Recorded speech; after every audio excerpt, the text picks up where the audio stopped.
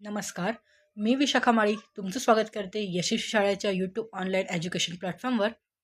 तर आपण एक नवीन सिरीज सुरू केलेली आहे की ज्याच्यामध्ये आपण सगळे महाराष्ट्रातील समाजसुधारक कव्हर करत आहोत.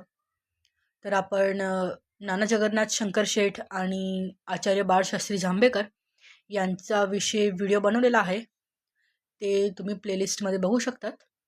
आता आजच्या व्हिडिओमध्ये आपण दादोबा पांडुरंग तरखडकर यांचा विषय बघणार आहोत. चला मग तर सुरू करूया आजच्या सेशनला. त्या अगोदर जर तुम्ही चॅनलवर नवीन असाल तर चॅनलला सबस्क्राईब करा आणि इंस्टाग्रामला पण फॉलो करा. लिंक तुमचं डिस्क्रिप्शन बॉक्समध्ये दिलेली आहे. चला मग सुरू करूया. दादोबा पांडुरंग तरखडकर.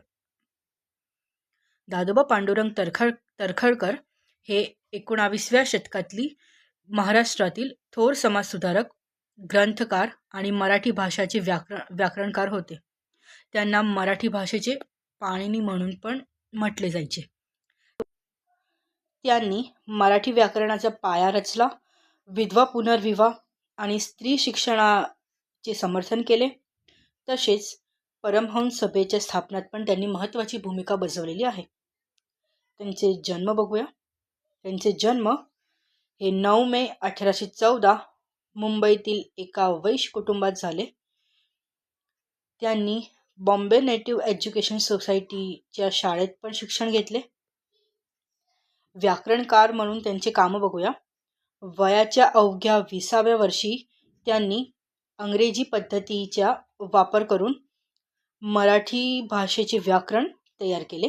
मराठी भाषेचे व्याकरण 1837 तयार केले. समाजसुधारक. त्यांनी अंधश्रद्धा आणि जातीयताचा विरोध केला. समाज सुधारण्यासाठी त्यांनी मानवधर्म सभा आणि परमहंस सभा या